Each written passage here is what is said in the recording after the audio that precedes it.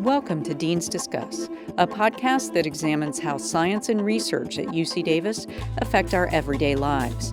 Join our hosts, Allison Brashear, Dean of the UC Davis School of Medicine, and Michael Larimore, Dean of the UC Davis School of Veterinary Medicine, as they give their thoughts on how the work of scientists, physicians, and researchers affects us all.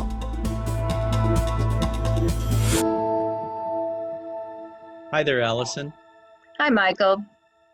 Allison, how are you doing? No, Michael, thanks for asking. I'm doing okay, but boy, we're living in challenging times.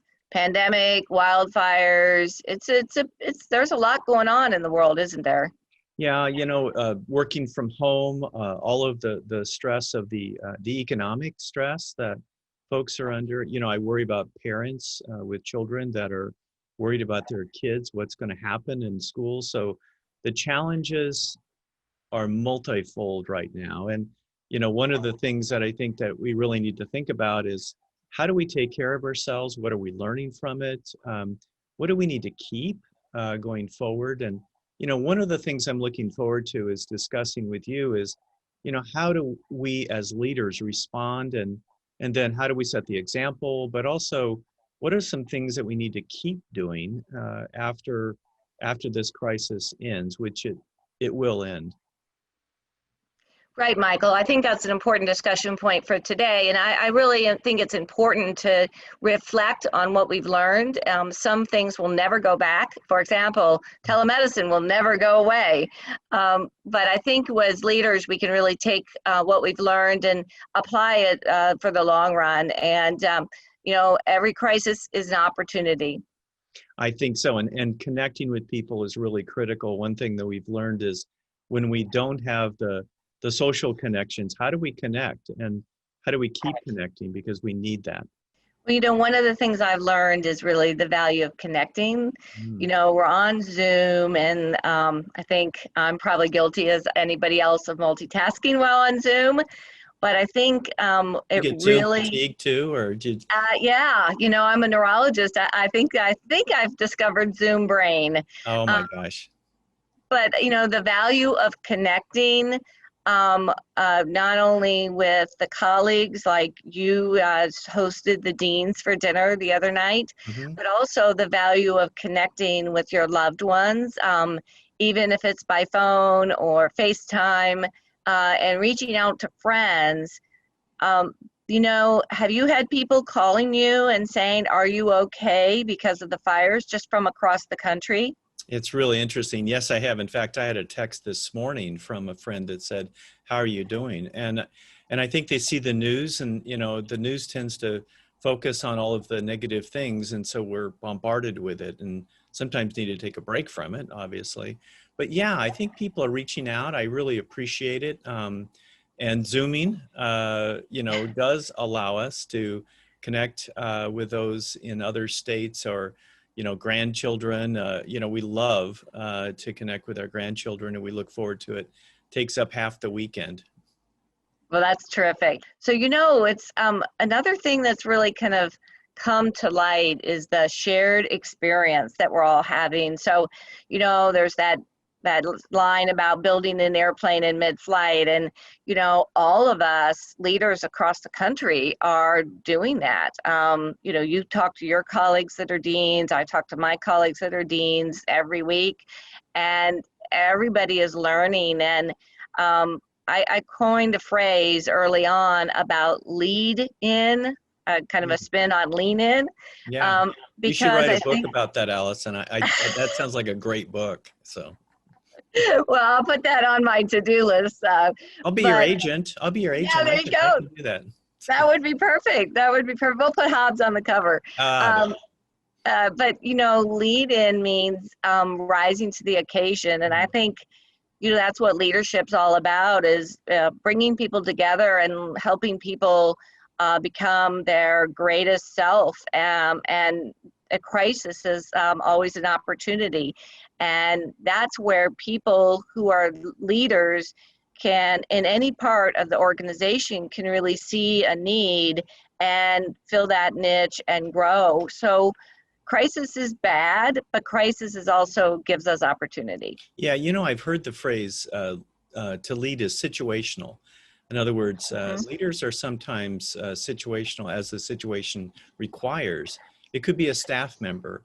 The people that are working right now on rescuing animals in the fire and treating those, or in the COVID, they could be staff members on the front lines. And that leadership comes forth when they effectively use things like emotional intelligence to help bring teams together. And we're seeing that across our organization. I know you see it every day in the School of Medicine.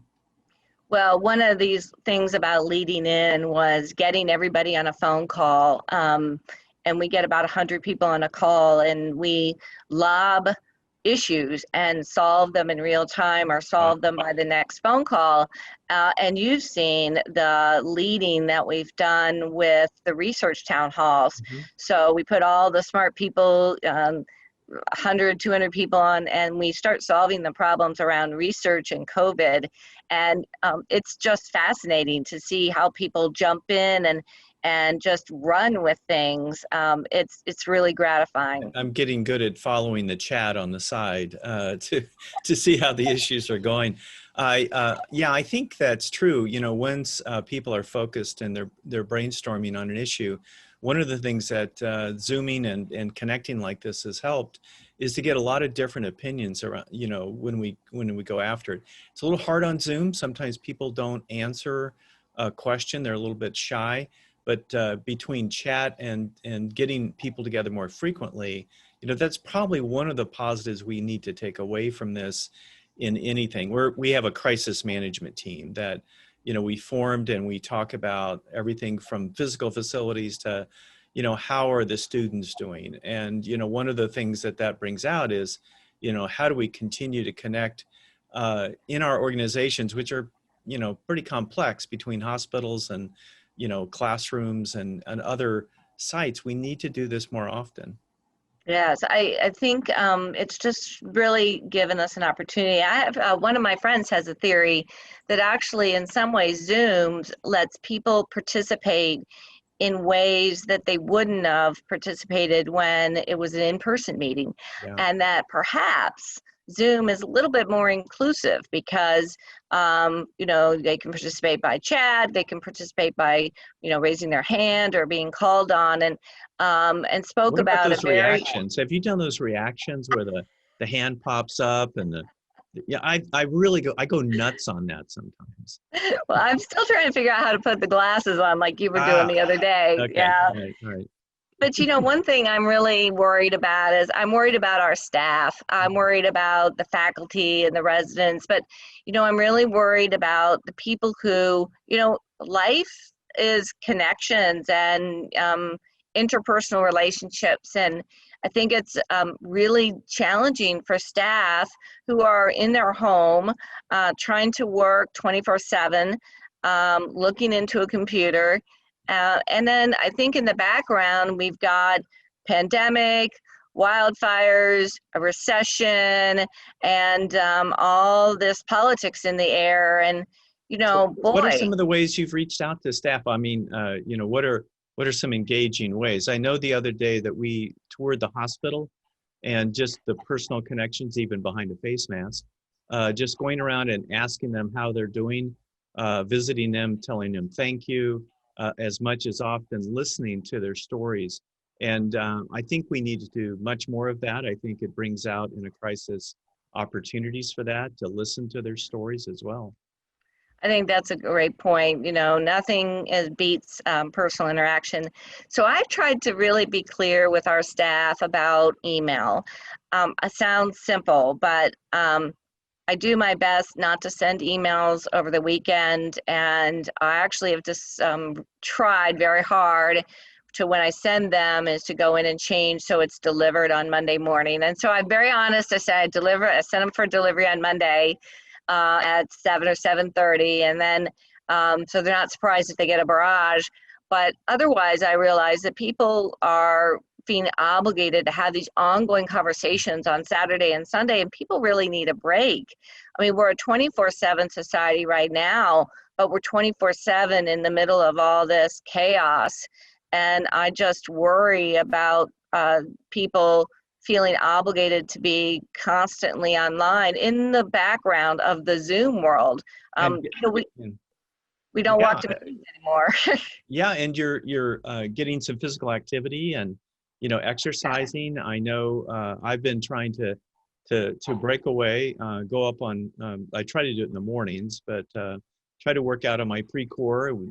Sometimes I'm watching television, and then after that, one of the things I try to do is to find some mindful moments and using apps, on my cell phone, to calming apps, to other things to do meditation. And I think that we try to strive for that in our student services, and we've talked about it on campus. We're now offering classes on yoga and other things.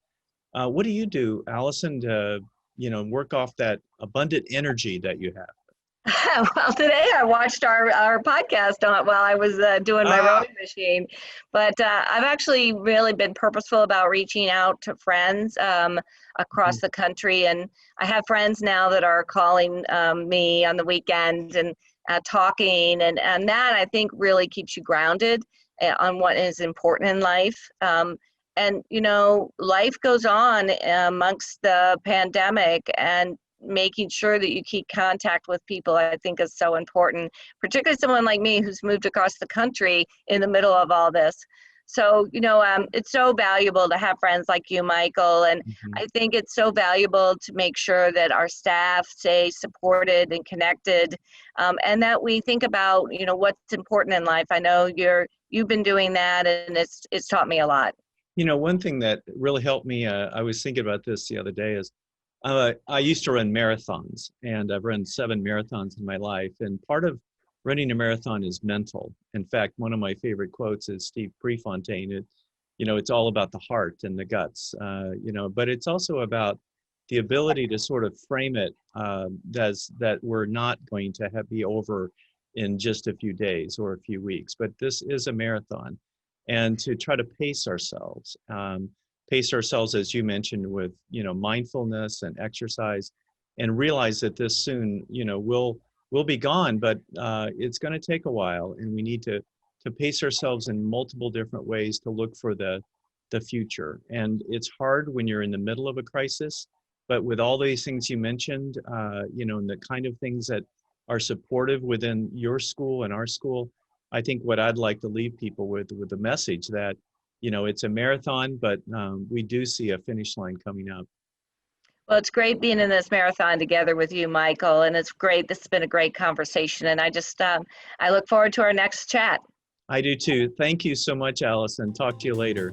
Take care. Like what you heard or have an idea for a future episode? Email the deans with your suggestions at deansdiscuss@ucdavis.edu. And don't forget to subscribe so you don't miss an episode. Deans Discuss Podcast is available free on demand at Apple Podcasts, Google Podcasts, Amazon's TuneIn, Stitcher, Pandora, and Spotify. This is Deans Discuss.